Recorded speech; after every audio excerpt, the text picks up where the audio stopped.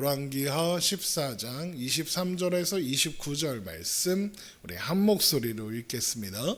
유다의 왕 요아스의 아들 아마샤 제15년에 이스라엘 왕 요아스의 아들 여로보암이 사마리아에서 왕이 되어 41년간 다스렸으며 여호와 보시기에 악을 행하여 이스라엘에게 범죄하게 한 느밧의 아들 여로보암의 모든 죄에서 떠나지 아니하였더라.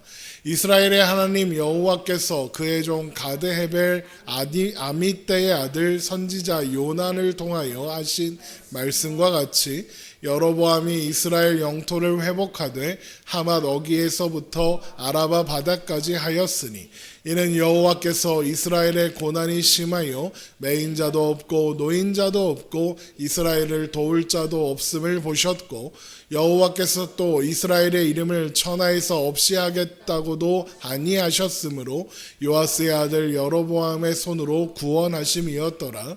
여로보암의 남은 사적과 모든 행한 일과 쌓은 업적과 다메섹을 회복한 일과 이전에 유다에 속하였던 하맛을 이스라엘에 돌린 일은 이스라엘 왕 역대 지략에 기록되지 아니하였느니라.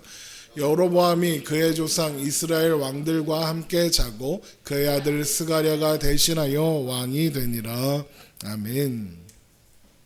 아람을 몰아내고 도발해오는 남유다를 완전히 제압한 북이스라엘 왕 요아스는 16년 동안 통치한 후에 죽었습니다.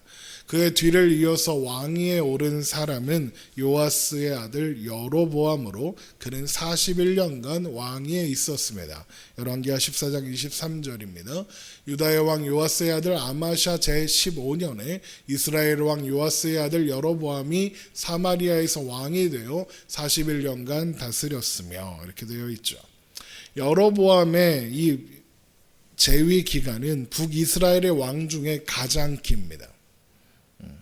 가장 오랫동안 왕위에 있었습니다. 그러나 그 이름에서 알 수 있는 것처럼 금방 눈치챌 수 있죠. 그는 이스라엘의 첫 번째 왕인 여로보암. 그래서 이 여로보암을 여로보암 1세 그리고 오늘 본문에 나오는 여로보암을 여로보암 2세 이렇게 부르곤 하는데 1세나 2세나 그 밥에 그 나물 그렇게 되는 겁니다. 24절입니다. 여호와 보시기에 악을 행하여 이스라엘에게 범죄하게 한 느밧의 아들 여로보암의 모든 죄에서 떠나지 아니하였더라. 여기에서 여로보암의 죄를 떠나지 않았다라는 말은 베델과 단에 세운 신전을 중심으로 한 종교를 장려하고 육성했더라라는 의미입니다. 그런데 여로보암이 베델과 단에 세운 신전이 누구를 위한 신전이었는지 아십니까? 바로 하나님입니다.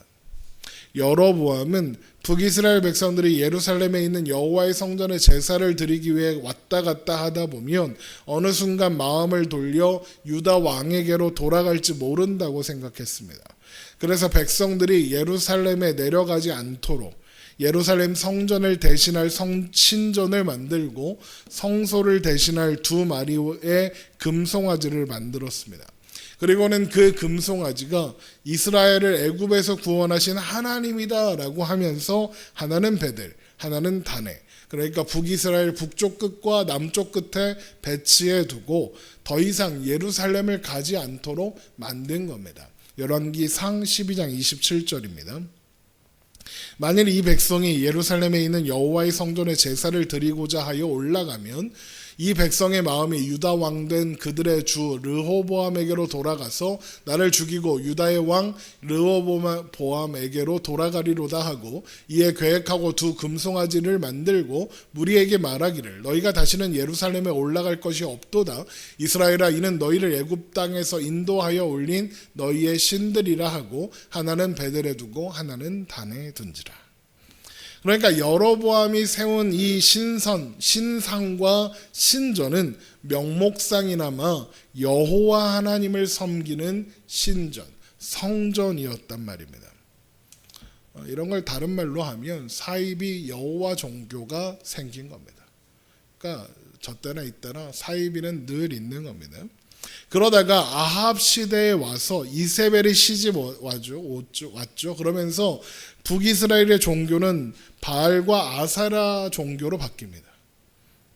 여로보암의 왕조가 끝나고 아합의 아버지 오므리가 세운 왕조가 시작되었으니까 새로운 종교가 필요한 겁니다. 그래서 여호와 종교를 버리고 바알 종교를 받아들였다. 이렇게 할 수 있는 거죠. 그러다가 오므리 왕조가 예후에 의해서 마침표를 찍게 됩니다. 그런데 예후를 왕으로 세우신 분이 누구냐? 하나님이십니다. 게다가 새로운 왕조를 연 예후의 입장에서 오므리 왕조의 정당성을 부여해주고 또 오므리 왕조의 지지를 받던 바알 종교를 계승할 수는 없는 겁니다. 그래서 예후는 바알 종교를 멸하고 여로보암의 여호와 종교를 부활시킨 겁니다. 그러니까 하나님에 의해 왕이 됐지만 하나님을 섬기겠다고 말하고 있지만 이 사람이 섬기는 하나님은 여로보암의 하나님이었다라는 거죠. 그래서 열왕기하 10장 28절에 예후가 이와 같이 이스라엘 중에서 바알을 멸하였으나 이스라엘에게 범죄하게 한 느밧의 아들 여로보암의 죄 곧 베델과 단에 있는 금송아지를 섬기는 죄에서는 떠나지 아니하였더라라고 하는 겁니다. 그러니까 예후는 여호와 종교, 사이비 여호와 종교를 계승하여 그것으로 자신의 왕권의 정당성을 삼은 왕이었다라고 할 수 있는 거죠. 그런 예후의 네 번째 후손인 여로보암입니다. 게다가 이름도 여로보암입니다. 그러니 사이비 여호와 종교, 유사 여호와 종교를 계승하고 장려하는 건 당연한 일인 겁니다. 그래서 그가 이스라엘에게 범죄하게 한 느밧의 아들 여로보암의 모든 죄에서 떠나지 않았다라고 성경이 평가하는 겁니다. 자, 그러면 우리가 이제 쉽게 생각할 수 있는 여로보암의 인생과 여로보암의 업적과 여로보암의 결말이 어떠해야 될 것 같습니까? 여로보암이 하나님을 제대로 섬기지 않아 벌을 받고 죽었더라. 하나님을 계속 섬기지 않으니 북이스라엘이 망했더라. 그래야 할 것 같지 않습니까? 그런데 이 시기에 북이스라엘은 가장 최고의 전성기를 맞이합니다. 영토를 하맛 어기에서부터 아라바 바다까지 회복합니다. 열왕기하 14장 25절입니다. 이스라엘 하나님 여호와께서 그의 종 가드 헤벨 아미떼의 아들 선지자 요나를 통하여 하신 말씀과 같이 여로보암이 이스라엘 영토를 회복하되 하맛 어기에서부터 아라바 바다까지 하였으니 이렇게 되어 있습니다. 하맛 어기는 이스라엘의 가장 강성했던 솔로몬 시대의 북쪽 국경이었습니다. 하맛 어기에서부터 이렇게 되어 있죠. 애굽 강까지 거기가 이스라엘의 영토였습니다. 그러니까 여로보암은 북이스라엘의 북쪽 영토를 솔로몬 시대, 이스라엘의 가장 최전성기였던 솔로몬 시대까지 돌려놓은 겁니다. 게다가 아라바 바다는 오늘날의 사해, 염해를 말하는데 아라바 바다 곧 염해 이렇게 되어 있죠. 이곳은 루벤 지파와 므낫세 반 지파에게 분배되었던 땅으로 예후 시대에 아람에게 빼앗겼던 그런 영토입니다. 그런데 여로보암이 그 영토를 회복한 거죠. 그러니까 여로보암은 북쪽, 남쪽 할 것 없이 영토를 가장 넓힌 우리나라로 말하면 광개토대왕 같은 그런 왕이었던 거죠. 그러니까 그야말로 북이스라엘의 최고 전성기를 누리게 한 왕이 여로보암이었다라고 할 수 있는 겁니다. 자, 그런데 그러면 궁금할 수밖에 없습니다. 뭐가 궁금하냐? 왜 하나님은 여로보암의 시대에 이런 번영을 허락하셨는가? 하나님은 왜 하나님과 상관없이 사는 자들에게 이런 번영과 풍요를 허락하시는가라는 말입니다. 쉽게 이 번영은 하나님과 상관없다. 그러므로 망할 거다. 그러면 쉽죠. 하나님 없는 번영은 아무 소용 없습니다. 그러면 참 간단합니다. 그런데 오늘 본문에 보니까 뭐라고 합니까? 이스라엘의 하나님 여호와께서 그의 종 가드 헤벨 아미떼의 아들 선지자 요나를 통하여 하신 말씀과 같이 이렇게 되어 있습니다. 그러니까 여로보암의 시대에 일어난 이 번영은 분명 하나님이 허락하시고 하나님이 주기로 하시고 주기로 약속하시고 그리고 또 그렇게 주신 번영이었다는 겁니다. 그리고 여기 나오는 요나는 우리가 아는 그 요나가 맞습니다. 아미떼의 아들 요나, 요나서의 그 요나입니다. 똑같죠? 아미떼의 아들 선지자 요나, 아미떼의 아들 요나에게 임하니라. 요나서의 요나는 물론 전혀 다른 시대입니다.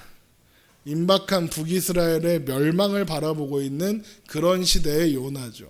우리가 예전에 요나서를 한번 살펴볼 때 나눴었습니다.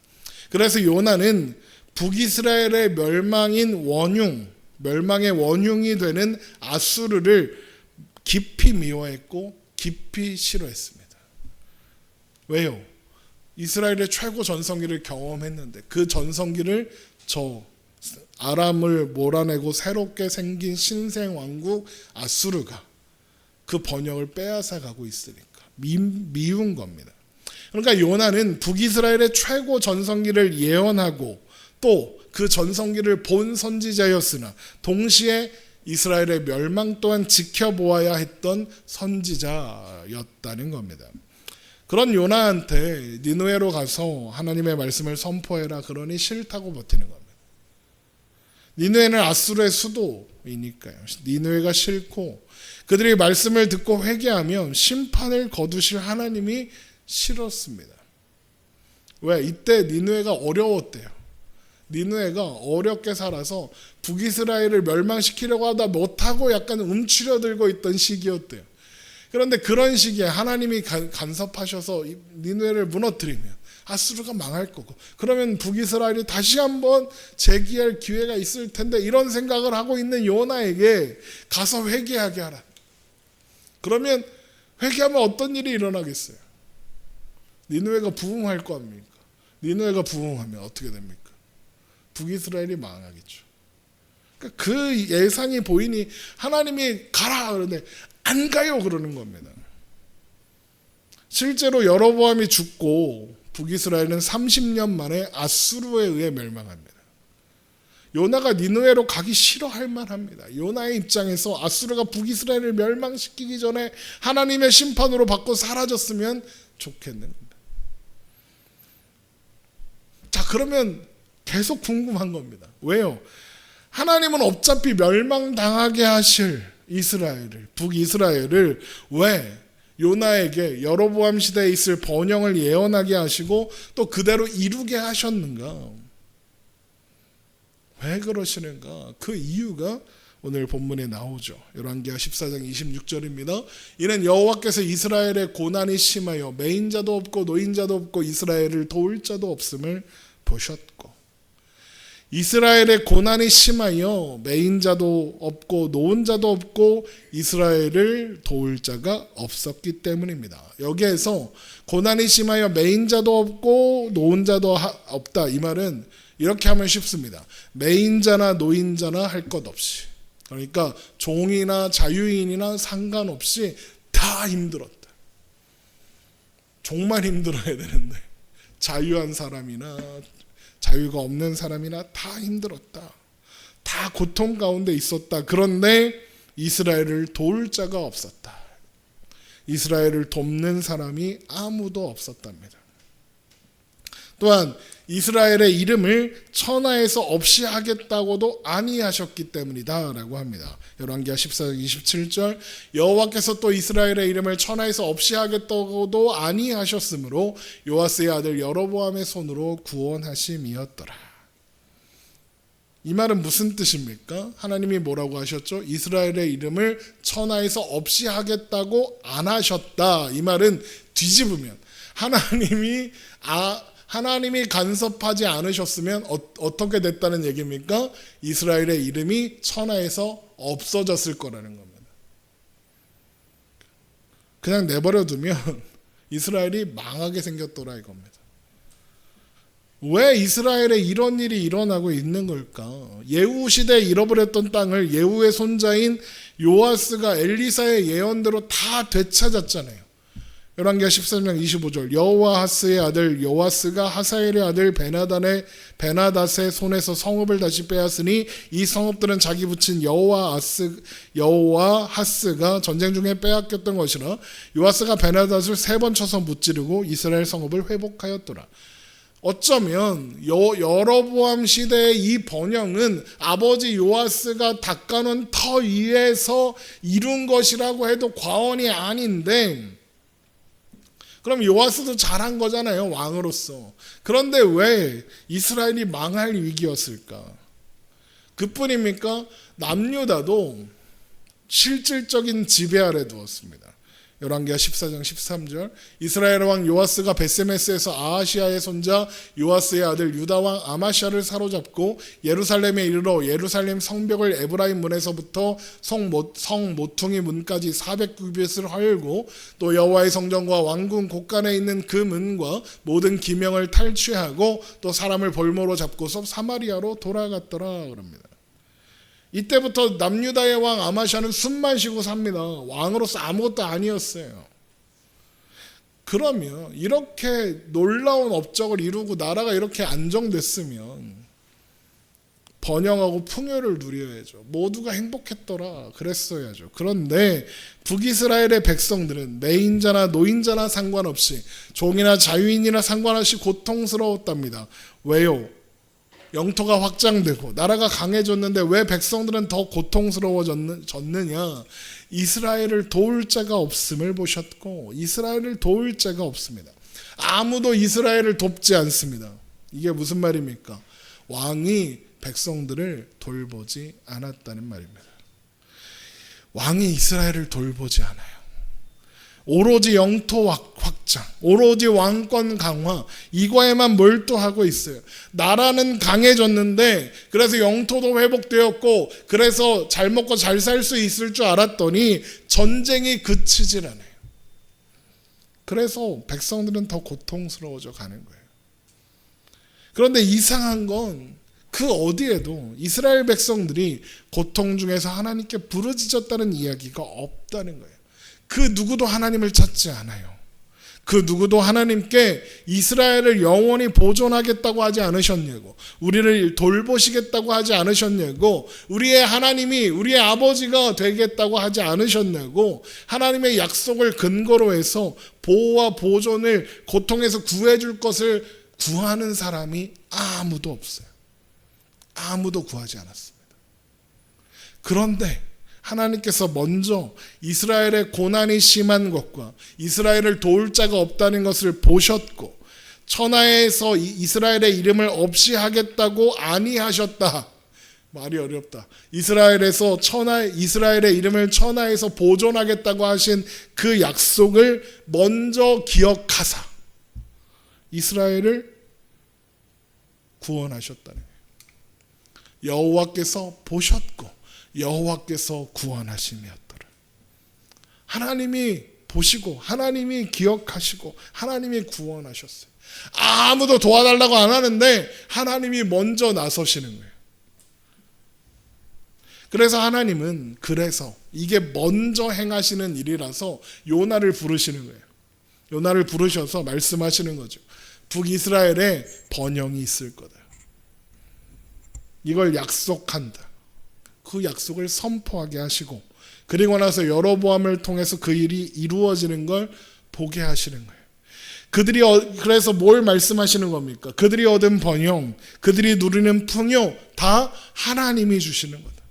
여로보암이 잘해서 얻은 것 아니고 너희들이 잘해서 얻은 것 아니다. 너희는 구하지도 않았다. 너희를 돕는 자도 없었다. 왕도 너희를 돕지 않았다. 그런 너희를 보고 기억하사 도우시는 건 하나님뿐이다. 하나님을 기억해라. 생각해라. 의지해라.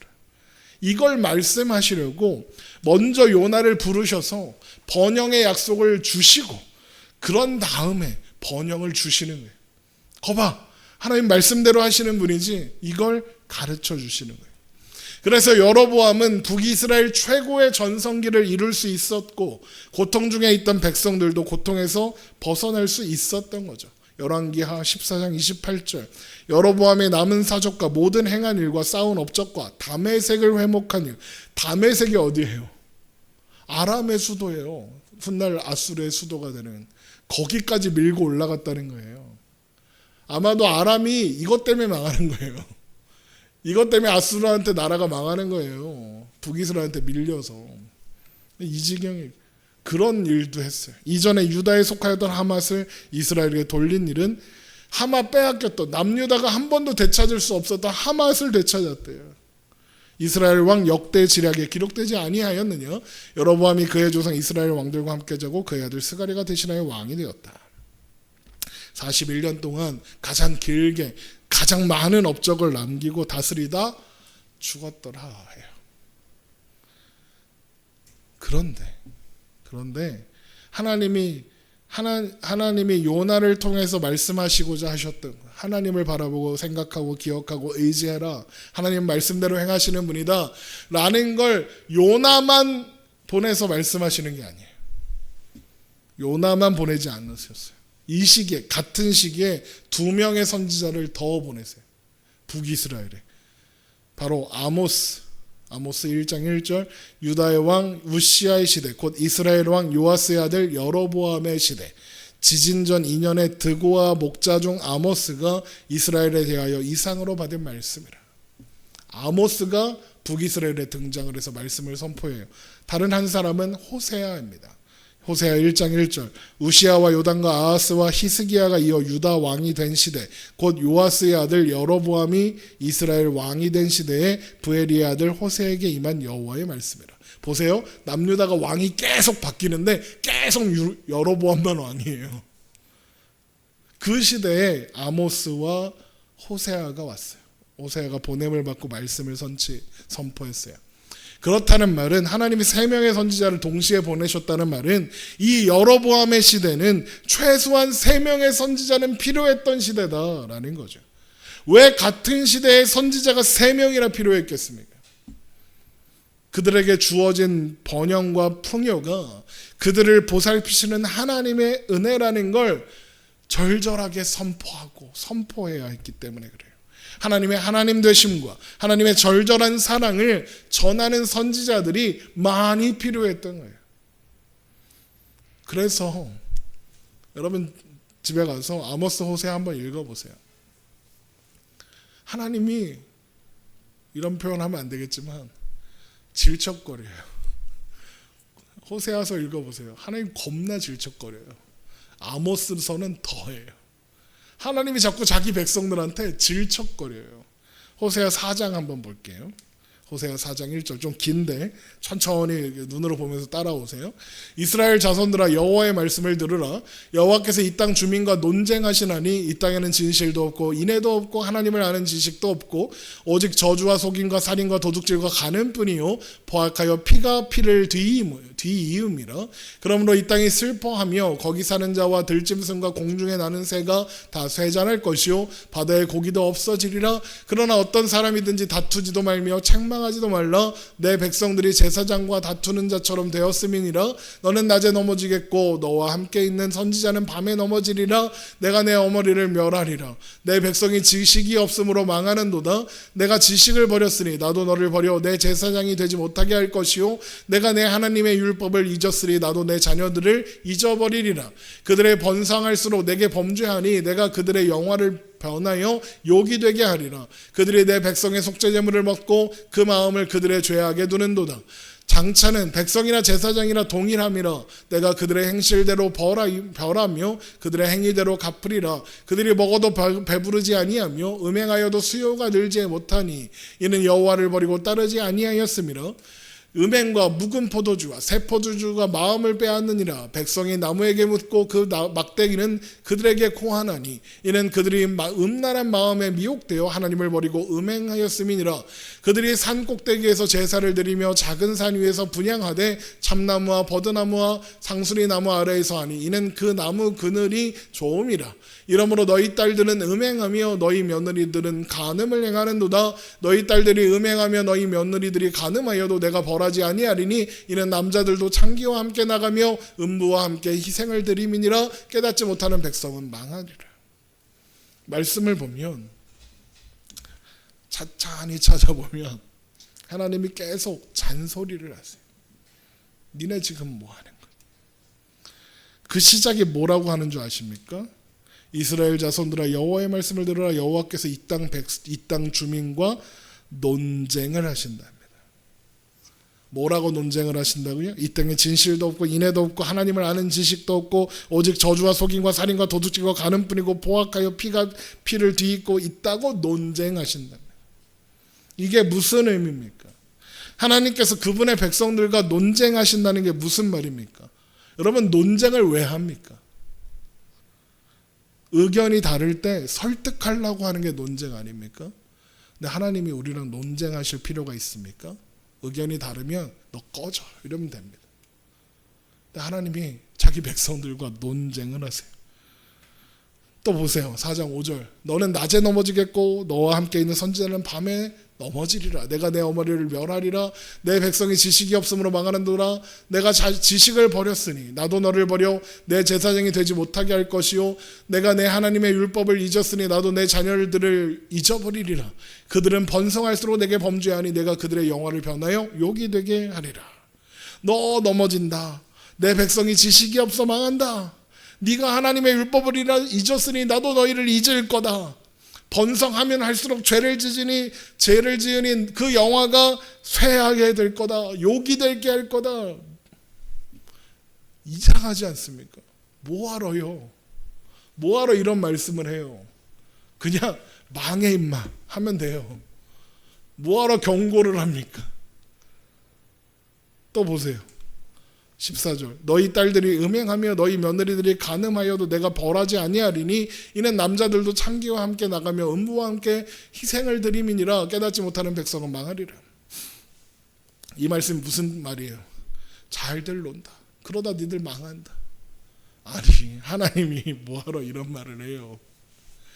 하나님이 백성들과 논쟁하실 필요가 뭐가 있어요? 하나님의 마음에 마땅하지 않으시면 심판하면 그만이잖아요. 심판할 거라고 너나 그러다 다 망한다고 경고하실 필요가 없고 돌이키라고 설득하실 필요가 없어요. 그런데 하나님이 백성들과 논쟁을 하고 설득을 하고 경고를 하고 안 되니까 나중엔 반협박을 해요. 정신 좀 차려놔. 니네 그러다 다 죽는다. 내가 다 죽여버릴 거야. 정신 똑바로 안 차려? 하나님이 잔소리를 해요. 그래놓고 여러분, 모든 선지서들이 다 그래요. 그래놓고 마지막에 가면 뭐라 그러는지 아세요? 호세아 14장 5절. 내가 이스라엘에게 이슬 같으리니 그가 백합화같이 피겠고 레바논 백향목같이 뿌리가 박힐 것이라. 그의 가지는 퍼지며 그의 아름다움은 감람나무와 같고 그의 향기는 레바논 백향목 같으리니 그 그늘 아래 거주하는 자가 돌아올지니라. 그들은 곡식같이 풍성할 것이며 포도나무같이 꽃이 필 것이며 그 향기는 레바논의 포도주같이 되리라. 에브라임의 말이, 에브라임 북이스라엘을 대표하는 단어예요. 에브라임의 말이 내가 다시 우상과 무슨 상관이 있으리요 할지라. 내가 그를 돌아보아 대답하기를 나는 푸른 잣나무 같으니 내가 나로 말미암아 열매를 얻으리라 하리라. 이중인격이에요?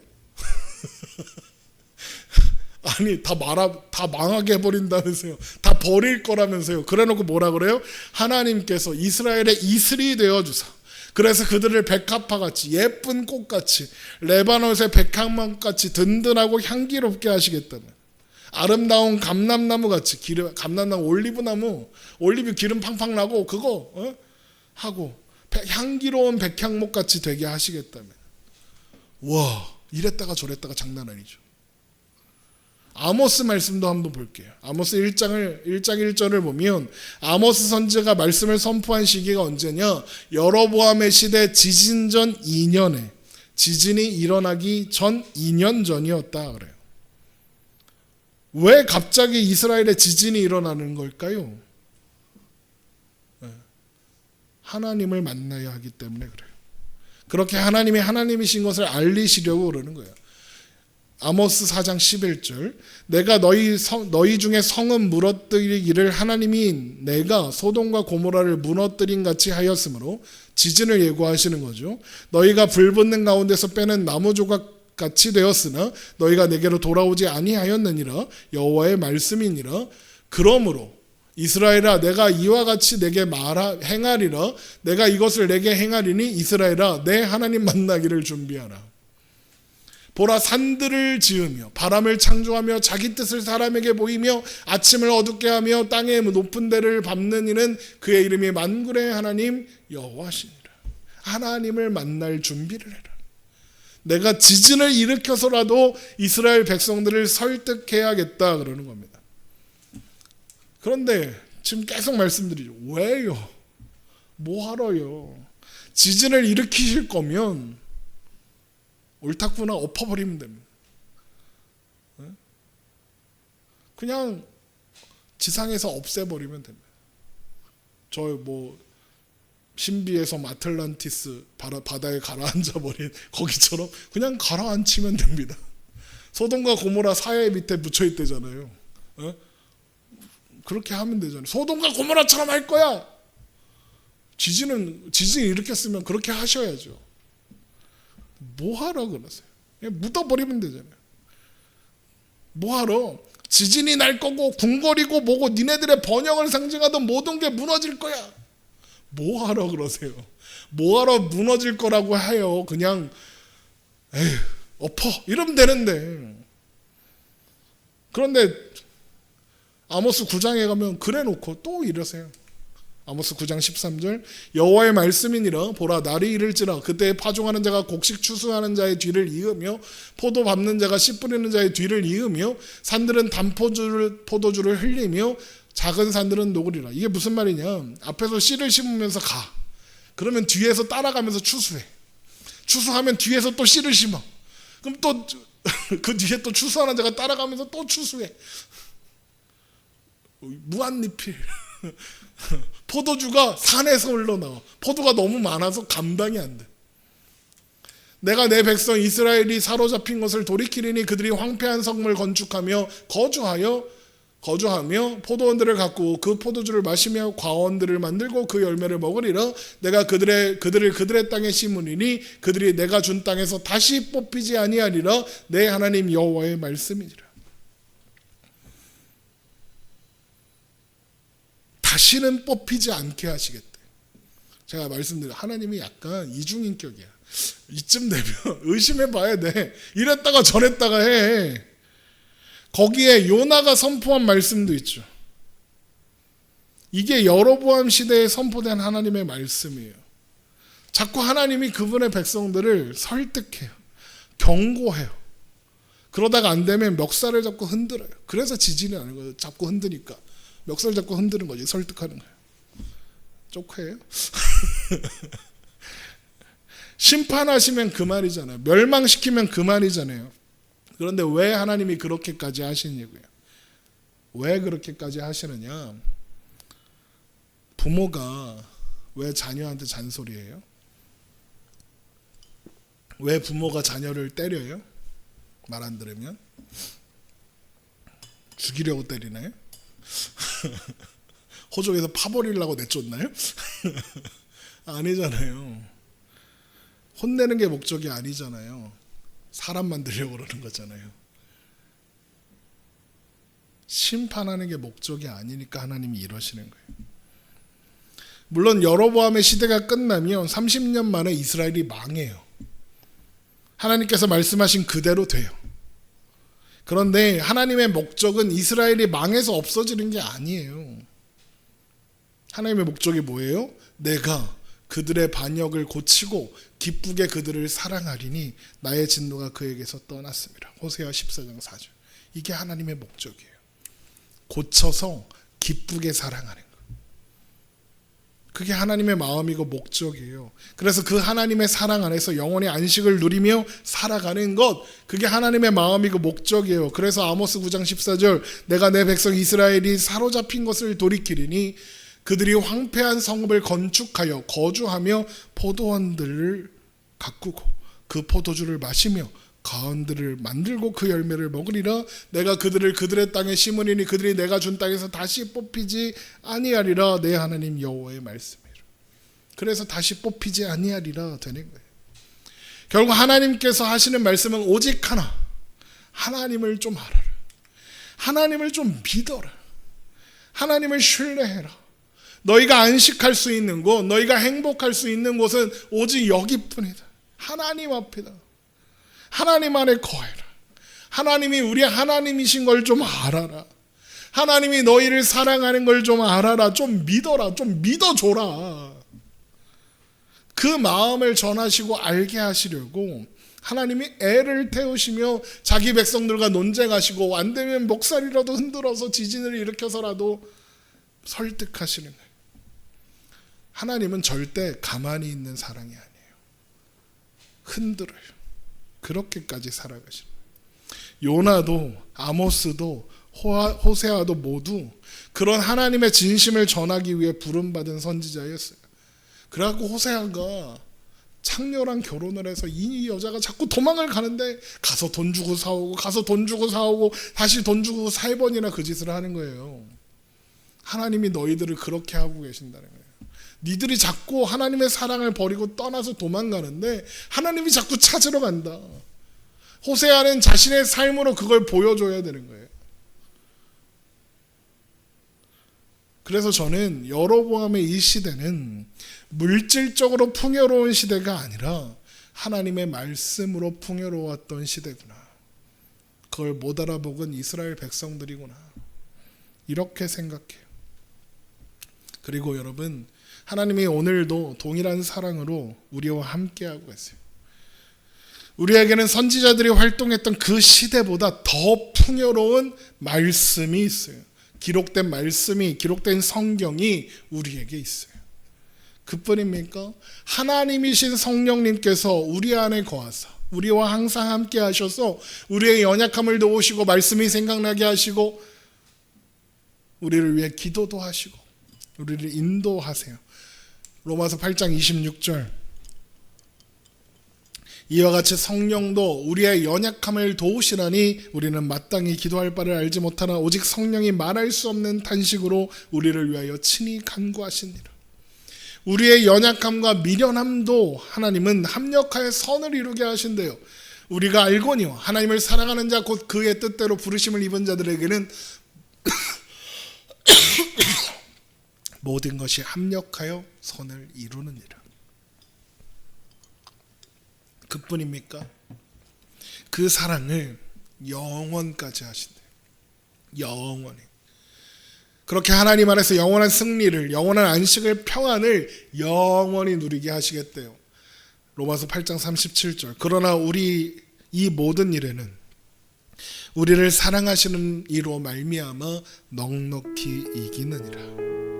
내가 확신하노니 사망이나 생명이나 천사들이나 권세자들이나 현재일이나 장래일이나 능력이나 높음이나 깊음이나 다른 어떤 피조물이라도 우리를 우리 주 그리스도 예수 안에 있는 하나님의 사랑에서 끊을 수 없으리라. 여러분, 이것이 하나님의 진심이고 그런 마음을 가지신, 그런 진심으로 우리를 대하시는 분이 우리 하나님 아버지이십니다. 고난 속에 있는 자들을 돕는 이가 아무도 없는 자리에서 하나님은 우리의 도움이시며, 심지어 우리가 하나님의 사랑과 은혜를 인식하지조차 못할 때, 그래서 하나님을 생각조차 하지 못할 때, 그때마저 하나님은 우리를 잊지 않고 돌보십니다. 여러분, 그 하나님을 생각하십시오. 그 하나님을 바라보십시오. 그 하나님을 의지하십시오. 하나님께서 우리를 도우실 겁니다. 우리의 삶의 그 힘겨운 순간들을 능히 감당하게 하실 겁니다. 그런 시간마저도 평안과 감사와 기쁨으로 가득하게 하실 겁니다. 하나님은 그런 분이십니다. 하나님은 우리를 포기하지 않으십니다. 하나님은 여러분에게 단 한 가지만을 원하십니다. 하나님 안에 거하는 것, 하나님과 함께하는 것, 그거 하나만 바라십니다. 그걸 위해서 하나님은 모든 것을 총동원하여 우리와 함께 하시고 우리를 사랑하고 계십니다. 여러분, 이 사실을 기억하십시오. 이것이 우리가 믿는 하나님의 진심입니다. 우리 함께 찬양하고 제가 기도하고 예배 마치겠습니다. 나의 안에 거하라.